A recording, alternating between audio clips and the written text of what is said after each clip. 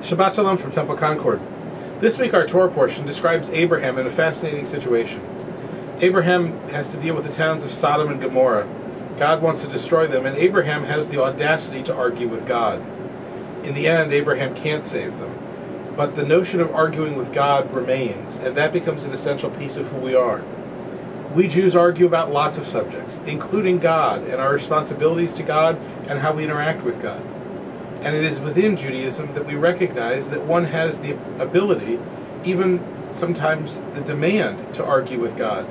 That we're never told to accept things as they are, but rather to work hard to change things and to make things better. And that it's always okay to argue with God and to say why and to try and push to make things better. This trait makes us unique as humans, and as Jews we give to the world because we accept the notion that the world can be changed, that we don't have to accept things as they are. It's a particularly important time to hear that message as we prepare to go to the polls on Tuesday. Voting for someone is making a decision that this one is the best candidate for us. But it also means that we're willing to engage in the argument, into the discussion, and hear two sides of an issue. And this is essential to who we are as Americans, and even more to who we are as Jews. Because we can't just accept one line, one view all the time, regardless of what side of the aisle we're on. Our tradition teaches us to listen to multiple viewpoints and to then come to our own conclusions.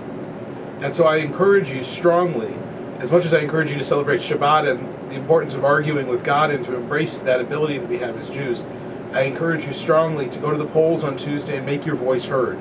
And if it's an argument or if it's in favor of someone, either way, it doesn't matter as much as it does that you're making your voice heard. Both sides want the best for our country. They simply have different paths to get there. And in our view as Jews, the important piece is that we make our voices heard and that we do all we can to make sure that we are partners in creating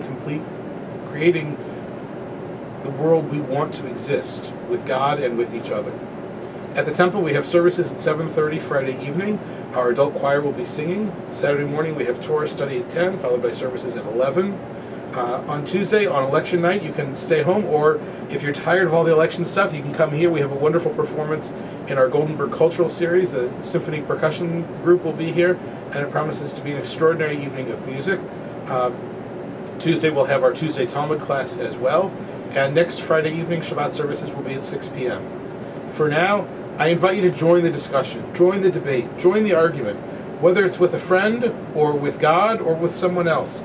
Enter into the conversation, make your voice heard, and on Tuesday especially, go to the polls, vote, and make your voice heard in our community and in our country.